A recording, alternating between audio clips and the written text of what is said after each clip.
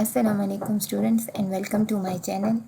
आज के लेक्चर में हम concept of political geography, nature and scope of political geography को स्टडी करेंगे, जो कि BS political science third semester के सब्जेक्ट पॉलिटिकल ज्योग्राफी का टॉपिक है। टॉपिक स्टार्ट करने से पहले आप सबसे रिक्वेस्ट है कि अगर आपने अभी तक मेरे चैनल को सब्सक्राइब नहीं किया तो प्लीज़ चैनल को सब्सक्राइब कर दें और मेरी वीडियोज़ को लाइक और शेयर करें। इस लेक्चर में हम फर्स्ट इंट्रोडक्शन देखेंगे पॉलिटिकल ज्योग्राफी का। Political geography subject second world war के बाद पॉपुलर हुआ और उसने एज एन एकेडमिक डिसिप्लिन खुद को एक स्टेटस इसने एक्वायर किया। ये सब फील्ड है ह्यूमन ज्योग्राफी का। फेडरिक रेटजेल को फादर ऑफ पॉलिटिकल ज्योग्राफी कहा जाता है बिकॉज उन्होंने एक इम्पोर्टेंट वर्क था उनका पॉलिटिशियन ज्योग्राफी, जो कि 1897 में पब्लिश हुआ था। उन्होंने एक इम्पोर्टेंट थ्योरी दी थी जिसका नाम है organic theory of the state. इसमें उन्होंने कहा था कि एक स्टेट लिविंग ऑर्गेनिज्म की तरह है।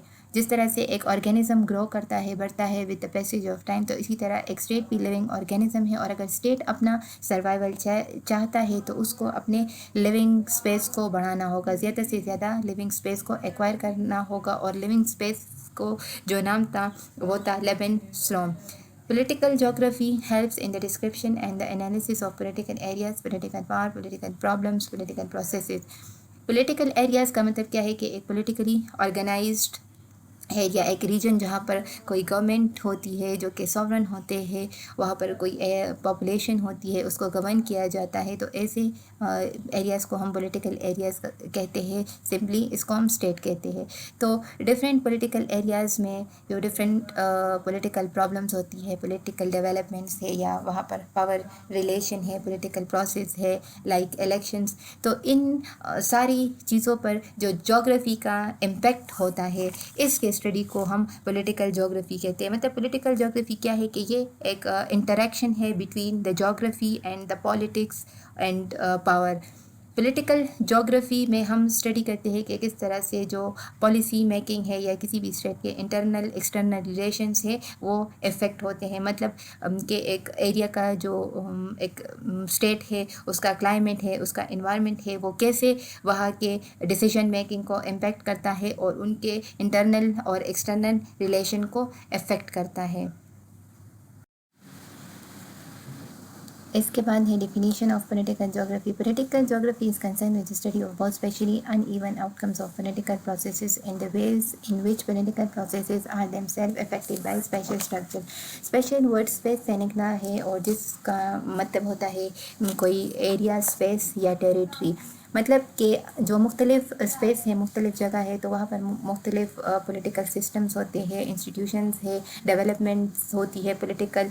तो इन सब डेवलपमेंट्स, इंस्टीट्यूशंस और सिस्टम्स जो है, इसका जो इफ़ेक्ट होता है इन पर, वहाँ के फिज़िकल फीचर्स या जियोग्राफिकल फीचर्स का, वहाँ का इन्वायरमेंट कैसे इफ़ेक्ट करता है, उनका क्लाइमेट लोगों के माइंड्स को कैसे इफ़ेक्ट करता है, लोग किस तरह के लीडर्स को प्रेफर करते हैं, किस तरह फॉर्म ऑफ गवर्नमेंट को वो लाइक करते हैं, डिक्टेटरशिप है, डेमोक्रेसी है। तो इन सारी चीज़ों का जो फिज़िकल एंड जोग्राफिकल फीचर्स है, जब इनका इफ़ेक्ट हम पॉलिटिकल प्रोसेसेस पर देखते हैं तो इसके स्टडी को पॉलिटिकल ज्योग्राफी कहा जाता है। मतलब कि डिफरेंट एरियाज़ में क्या हो रहा है और वहाँ पर जो ज्योग्राफी है उसका क्या रोल है, स्पेशल पर्सपेक्टिव से जब हम इसको स्टडी करते हैं सो इसको कहा जाता है पॉलिटिकल ज्योग्राफी।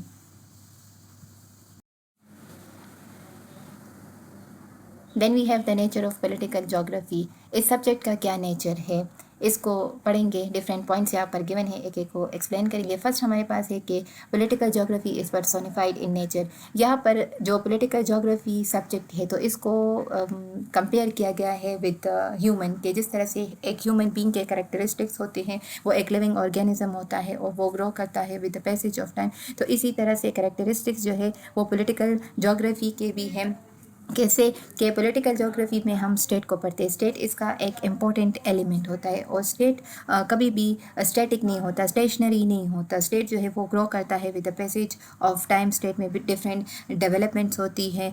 तो जैसे एक ह्यूमन बीइंग एक लिविंग ऑर्गेनिज्म है वो ग्रो करता है, तो इसी तरह से जो पॉलिटिकल ज्योग्राफी है तो वो भी ग्रो करता है, डिफरेंट डेवलपमेंट्स है। ये एक स्टैटिक नहीं है बल्कि डायनेमिक है एंड इसमें with the passage of time इसमें चेंजेस आती रहती है।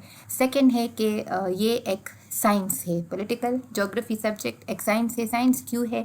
बिकॉज यहाँ पर हम डेटा कलेक्ट करते हैं, हम डेटा को ऑब्जर्व करते हैं। तो ये जो कलेक्शन ऑफ डेटा है, ऑब्जर्वेशन ऑफ डेटा है, तो it is done through scientific methods. और हम जब जितने भी पॉलिटिकल इश्यूज़ को स्टडी करते हैं with respect to the geography, तो इसकी हम साइंटिफिक एनालिसिस करते हैं। यहाँ पर हम हाइपोथेसिस को डेवलप करते हैं। हाइपोथेसिस का मतलब होता है कोई भी टेंटेटिव एक्सप्लेनेशन, किसी भी चीज़ को, किसी फिनोमिना को जब हम एक्सप्लेन करते हैं और हम अपने माइंड में कुछ एजम्पशन कर लेते हैं, कुछ फर्ज कर लेते हैं, तो ऐसे एजम्पशंस को जो है हाइपोथेसिस कहा जाता है। ये ज़रूरी नहीं है कि जो एजम्पशंस हमने की होगी वो सही होगी, यानी वो बाद में पता चलता है जब उसकी वेरिफिकेशन होती है। तो इसमें हम हाइपोथेसिस करते हैं, हम साइंटिफिक एनालिसिस करते हैं, साइंटिफिक मेथड से डेटा कलेक्ट करते हैं। इसमें डिफरेंट थ्योरीज एंड मॉडल्स हम बिल्ड करते हैं। जैसे फ्रेडरिक टर्टल ने थ्योरी दी थी organic theory of the state, इसी तरह से हार्टलैंड थ्योरी है, और भी बहुत सारी थ्योरीज़ है। तो इस सब्जेक्ट में हम थ्योरीज डेवलप करते हैं और हम साइंटिफिक स्टडी करते हैं। दैट्स वाई हम कहते हैं कि पॉलिटिकल ज्योग्राफी एक साइंस है। फिर इसके बाद है इट इज़ एन आर्ट, कि ये एक आर्ट भी है। ये सब्जेक्ट आर्ट क्यों है?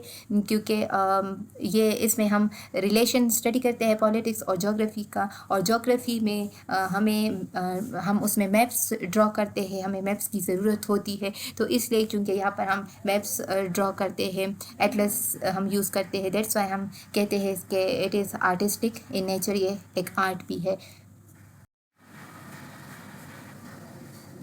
नेक्स्ट पॉइंट ये है कि ये एक फ़िलासफ़ी है। This subject is philosophic in nature. Philosophic in nature क्यों है? पहले तो हम फ़िलासफ़ी को समझते हैं कि फ़िलासफ़ी क्या है। फ़िलासफ़ी का मतलब होता है किसी भी चीज़ को अंडरस्टैंड करना, उसको डीपली अंडरस्टैंड करना by applying the logic and the reason. Logic reason को अप्लाई करके किसी भी चीज़ को अंडरस्टैंड करना। फ़िलासफ़ी में हम क्या करते हैं कि हम फंडामेंटल क्वेश्चंस करते हैं अबाउट समथिंग। किसी भी चीज़ के बारे में बहुत ही बुनियादी किस्म के क्वेश्चंस करते हैं, लाइक व्हाट, हाउ, इस तरह के क्वेश्चंस हम चीज़ों के बारे में कहते हैं कि एक चीज़ कहाँ से आई है, कहाँ से इसका ओरिजिन हुआ है, एक चीज़ की एग्जिस्टेंस के बारे में हम इस तरह के फंडामेंटल क्वेश्चंस करते हैं। सो पॉलिटिकल ज्योग्राफी में भी हम जब रिलेशनशिप को स्टडी करते हैं, the geography and political activities का जब हम रिलेशनशिप को स्टडी करते हैं, तो इसमें भी हम इसी तरह के फंडामेंटल क्वेश्चंस आंसर करते हैं, what, why, how, where. That's why हम कहते हैं कि पॉलिटिकल ज्योग्राफी जो है वो फिलोसॉफिकल इन नेचर है। फिर इसके बाद है कि ये इंटर डिसिप्लिनरी है। डिसिप्लिनरी क्यों है? क्योंकि इसमें जब हम पॉलिटिकल ज्योग्राफी को स्टडी करते हैं तो हम दूसरे सब्जेक्ट से भी हेल्प लेते हैं, लाइक पॉलिटिक्स से हेल्प लेते हैं, इकोनॉमी से, हिस्ट्री, ज्योग्राफी, तो दूसरे सब्जेक्ट्स से हम मदद लेते हैं और इसकी स्टडी करते हैं। सो इसलिए ये एक इंटर डिसिप्लिनरी सब्जेक्ट भी है। इसके बाद स्कोप ऑफ पॉलिटिकल ज्योग्राफी है। पॉलिटिकल ज्योग्राफी के स्कोप में क्या क्या आता है, या इस सब्जेक्ट को हम किस किस पर्सपेक्टिव से स्टडी करते हैं। इसको क्लासिफाई किया जाता है into temporal and special terms. Temporal का मतलब होता है जो कि टाइम से रिलेटेड हो, मतलब कोई डेवलपमेंट्स, कोई चेंजेस, कोई वेरिएशंस जब होती है टाइम के साथ, तो इसको कहा जाता है टेम्पोरल एस्पेक्ट्स। यहाँ पर हम क्या करते हैं कि टेम्पोरल एस्पेक्ट्स में हम डिफरेंट चेंजेस को, डिफरेंट डेवलपमेंट्स को जो कि टाइम के साथ अकर होती है, तो उसको स्टडी करते हैं। मतलब किसी भी रीजन को हम स्टडी करते हैं, एंशियंट टाइम में वो कैसा था, फिर मिडेवल है, फिर एज ऑफ डिस्कवरी है, 19th है, 20th सेंचुरी है, कंटेम्प्रेरी है, रिसेंट है एंड प्रेजेंट है। तो इस तरह से किसी भी रीजन को स्टडी करना, वहाँ पर किस तरह की डेवलपमेंट्स होती है, कैसे कैसे वेरिएशंस वहाँ पर आते हैं with the passage of time, तो इसको हम टेम्पोरल एस्पेक्ट में स्टडी करते हैं। फिर इसके बाद आता है special aspect. Special aspect space से निकला है। स्पेस का मतलब होता है एरिया, या टेरिटरी। मतलब यहाँ पर हम जो चेंजेस होती है, वेरिएशंस होती है that takes place with respect to area और टेरिटरी, तो उसको हम स्टडी करते हैं। और फिर इसको हम फर्दर 2 टाइप्स में क्लासिफाई करते हैं, वर्टिकल और हॉरिजेंटल में। वर्टिकल का मतलब होते हैं जो वर्टिकल ऑर्डर में होता है from the ocean bed to the mountains. यहाँ पर डिफरेंट तरह की जो डेवलपमेंट्स होती है, पॉलिटिकल है, इकोनॉमिक, और उसमें जो डिफरेंट मतलब जो डिफरेंट लेयर्स है अर्थ क्रस्ट के, उसको हम स्टडी करते हैं, उसके इफ़ेक्ट को हम स्टडी करते हैं। तो जब ये वर्टिकल ऑर्डर में हम स्टडी करते हैं, इसको वर्टिकल कहा जाता है। इसमें स्टेनोस्फेयर है, लिथोस्फेयर है, एटमॉस्फेयर एंड गैलेक्टिक। गैलेक्टिक का मतलब होता है जो गैलेक्सी है। तो इस ऑर्डर में जब हम स्टडी करते हैं, दिस इज़ वर्टिकल। इसके बाद हमारे पास आता है हॉरिजेंटल। हॉरिजेंटल में हम हॉरिजेंटल डायरेक्शन में स्टडी करते हैं, जो डिफरेंट फिनोमिनास होते हैं उसको स्टडी करते हैं। और यहाँ पर डिफरेंट लेयर्स स्टडी की जाती है, जैसे lithosphere, hydrosphere and biosphere. Hydrosphere means जो वाटर बॉडीज़ है, एंड बायोस्फेयर मींस जो अर्थ सरफेस होता है, जो आउटर लेयर है अर्थ का सरफेस। इसके बाद है कॉन्टिनेंटल स्कोप। कॉन्टिनेंटल स्कोप में हम डिफरेंट कॉन्टिनेंट्स को, डिफरेंट आइलैंड्स को स्टडी करते हैं। फिर है हेमिस्फेरिक स्कोप। हेमिस्फेरिक स्कोप का मतलब क्या है कि जो हेमिस्फेयर है, जिस तरह हेमिस्फेयर का मतलब होता है जो स्फेयर होता है। स्फेयर मीन्स कोई भी 3 डायमेंशनल ऑब्जेक्ट, जिस तरह से अर्थ है, earth is almost a sphere. जब इसको हम डिवाइड करते हैं बिल्कुल इक्वेटर पर, तो ये हाफ स्फेयर बन जाते हैं। तो अर्थ को हम 4 स्फेयर में डिवाइड करते हैं, eastern, western, northern and southern. तो हेमिस्फेरिक स्कोप में हम डिफरेंट हेमिस्फेयर्स को स्टडी करते हैं। नेक्स्ट हमारे पास है पॉलिटिकल एक्टिविटीज़ स्कोप है, जिसको हम फर्दर टाइप्स में डिवाइड करते हैं। फर्स्ट है प्रोडक्शन। प्रोडक्शन मींस किसी भी रीजन में क्या क्या रिसोर्सेज पाए जाते हैं और उसको वहाँ पर क्या प्रोड्यूस किया जाता है।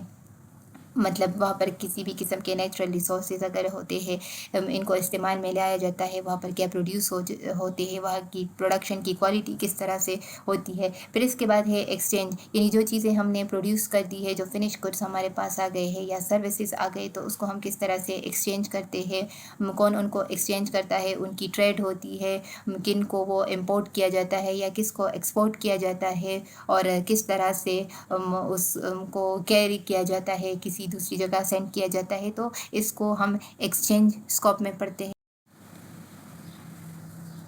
इसके बाद हमारे पास आता है कंजम्पशन।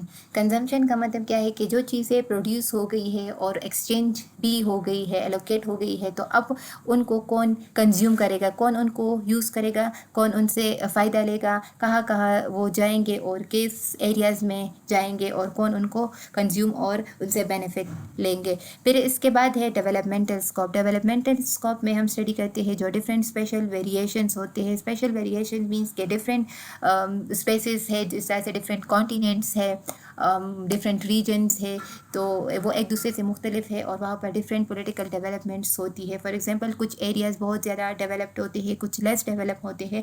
तो पॉलिटिकल ज्योग्राफी में जो डेवलपमेंटल स्कोप है, इसमें हम स्टडी करते हैं कि ये ऐसा क्यों होता है, क्यों सर्टेन रीजन ज़्यादा डेवलप होते हैं और कुछ लेस डेवलप होते हैं।